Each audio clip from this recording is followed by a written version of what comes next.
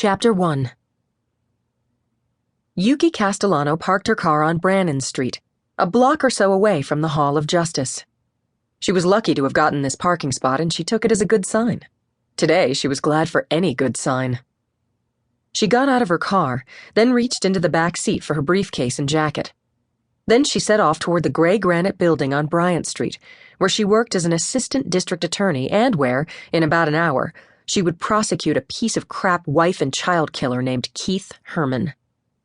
Keith Herman was a disbarred attorney who had made his living by defending the most heinous of slime bucket clients and had often won his cases by letting prosecution witnesses know that if they testified, they would be killed.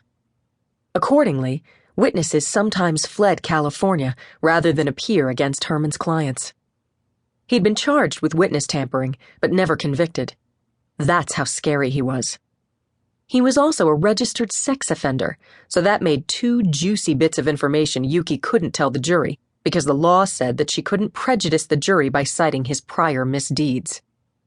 So Yuki had been building the case against Herman based on evidence that he'd killed his wife, dismembered her body, and somehow made his young daughter disappear, arguably a harder charge to prove because the girl's body had not been found.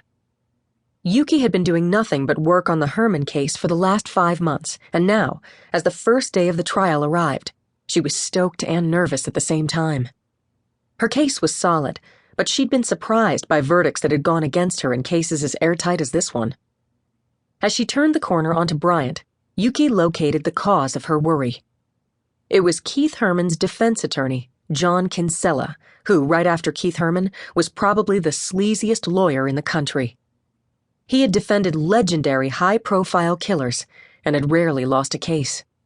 And he usually destroyed the reputations of opposing counsel with innuendo and rumors, which he leaked as truth to the press. Yuki had never gone up against Kinsella before, but Kinsella had shredded her boss, Leonard Red Dog Parisi, in a murder trial about 2 years ago. Parisi still hadn't gotten over it. He was pulling for Yuki, giving her his full support, but it wasn't lost on Yuki that he wasn't trying the case himself. Red Dog had a bad heart. Yuki was young, fit, and up for the challenge of her life. Yuki walked quickly toward the hall, head bent as she mentally rehearsed her opener. She was startled out of her thoughts by someone calling her name.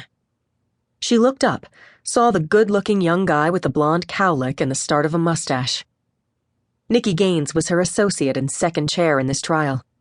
He was carrying a paper bag. Damn, you look good, Yuki. Gaines was 5 years younger than she was, and Yuki didn't care whether he really did have a crush on her or if he was just flattering her.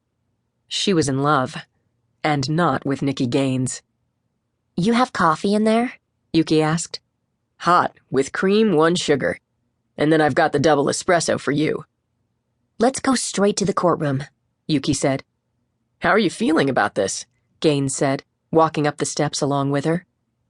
Like if I don't get a double-barreled conviction, I may kill Keith Herman myself.